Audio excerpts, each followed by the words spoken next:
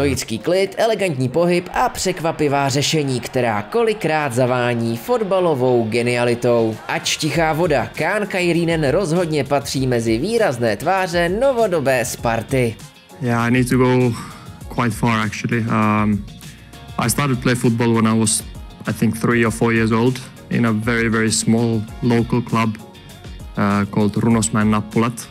Very, very small local club. I cannot really say it's a club. I don't know how to explain it. It's more like once a week we play a game, a couple times a week we train together, sometimes inside, sometimes outside. So it was more just to have fun and enjoy football, and yeah, that's where everything started. I played there until I was probably 6, 7, 8, and then I went to my former club, Inter Turku, where I was kind of in the academy all the way through to the first team, and then yeah, that was the first time I started to play first team football. It was mainly football. I also did a couple of years of track and field. But it was like everything. It wasn't just sprinting because I was quite young. I think between 10, 11 years old. So it was more just getting used to the athletic, movements and stuff. So long jumping, sprinting, everything. But there is couple weird sports. I think there's also one that's called eukon kanto. In Finnish, it basically means that you are carrying your woman, your wife, on your shoulder, and then you're racing each other. That's I think that's a very, very old tradition, but you should definitely look it up. I haven't tried it, no. Okay.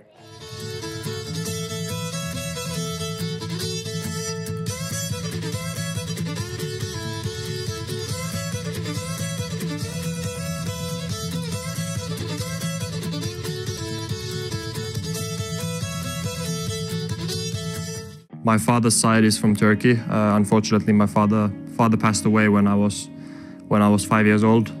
So I don't have such a good memories from that time. Obviously, I was so small as well. So, but basically, I grew up as a Finnish. I've always had the Finnish traditions at home. I've always spoken, Finnish at home. A little bit Turkish as well when my father was there. But yeah, unfortunately what happened with him, then it was mainly, with my mother and with my siblings, mainly only, Finnish things, and yeah, that's basically the background of the story.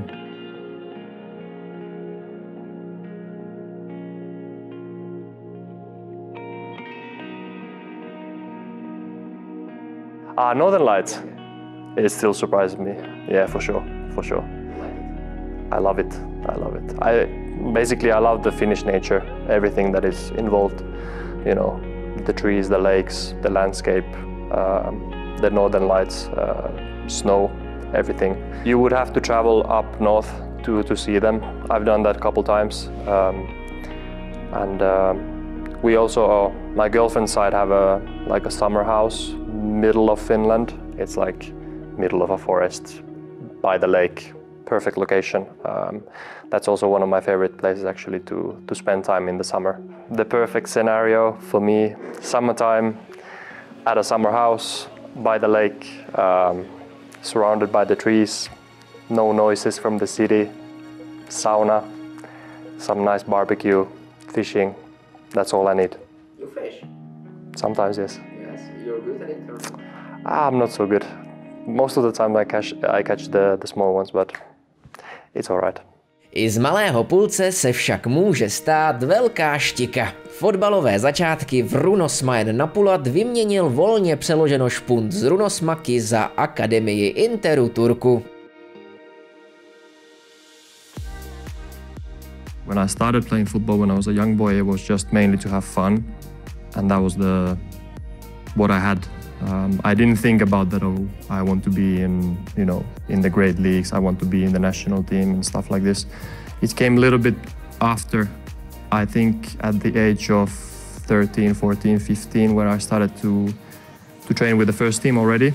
Then I started noticing, people were talking like, yeah, he's a big talent. He could become something. Then I started to play with the youth national teams, and then it really, kick-started everything. Like, okay, like if I really put everything into this, I can become something. 5,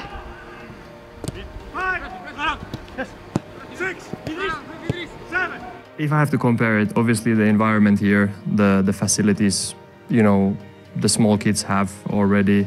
They are training so close to the first team, you know, players, they see them almost every day. That's, I think, a big difference from where I come from. When I was at their age, we always train in the evening, you know, outside when it was, especially in the winter time, it was, I don't know, -5, -10 degrees.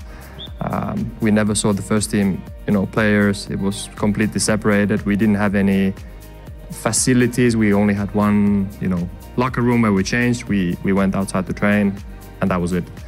So I think that's a biggest difference between, if I should compare the academies from Finland and Czech. Vody Botnického zálivu poprvé mladý Fin pořádně rozvířil na podzim roku 2015, kdy jej britský deník The Guardian zařadil mezi největší fotbalové talenty. It was a list, I think, Guardian newspaper, where they every year they rank the top 50 or top 100 the most talented young players in the world. And I was there in the list when I started to play first team football in Turku.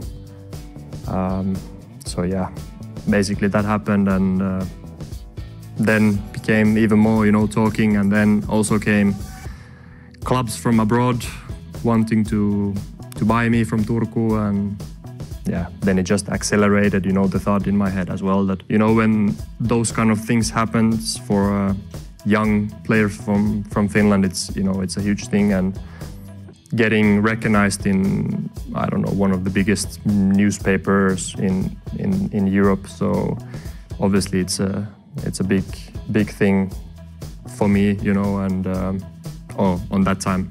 And yeah, like I said, it also created a little bit of talking, you know, in the media and around in the people.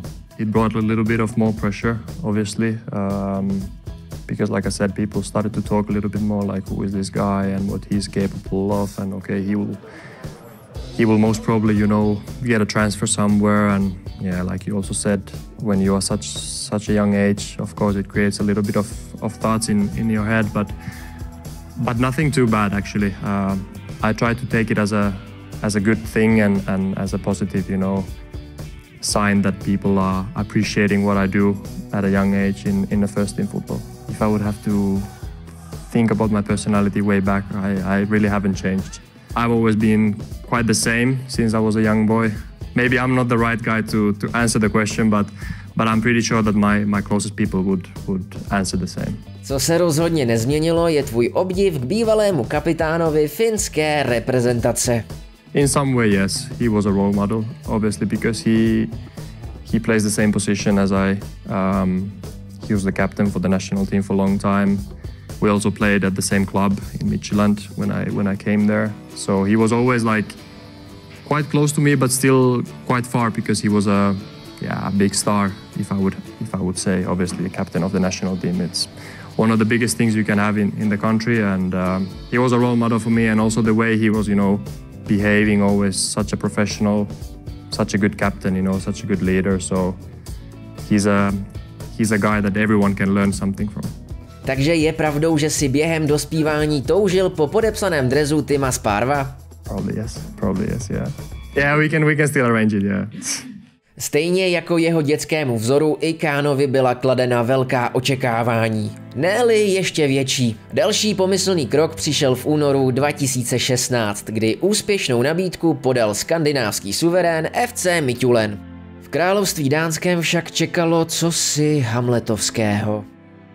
Moving away from the family, from the friends, didn't really know what to expect, to a completely different country, completely different environment. Didn't know what is waiting for me. It's, you know, Midtjylland as well. As you guys know, it's a big European club with huge ambitions, big competition in the squad as well. It was a huge step, but afterwards, when I look at it, it was, I think, a good step, even though it wasn't a successful one at the time. Very difficult time for me. When I moved, like I said, I didn't really know what to expect. Kind of at the same time, I had high expectations because I had a good season before, and I was having a hype around it as well. But then, you know, everything kind of, you know, hit to a wall if I can say. I don't see myself as a guy who would actively, you know, help people, but I'm always open to help people in a way. Like if someone needs or if someone have any questions, they can always come to me. I remember I got a text from Brian. Brian was my coach in Midtjylland. He was the assistant there first, and then he was the head coach. So we had a connection before, because many times when I was younger, when I had the struggles, as I mentioned before, many times in my head I had the thought that, okay, I will give up. And I've always tried to explain it to my family as well, that like why you guys are so close and why you are always, you know, together and stuff like this. But it's, I don't know, sometimes you just have a connection with somebody and, you know, everything clicks and you have a good time with him. And maybe there is some similarities between him and my play style. I don't know, could be. But anyways, it's a nice recognition. Couldn't hit it any better. I also saw a picture where I think there is just, you know, this much between the goalkeeper and the post and the ball. So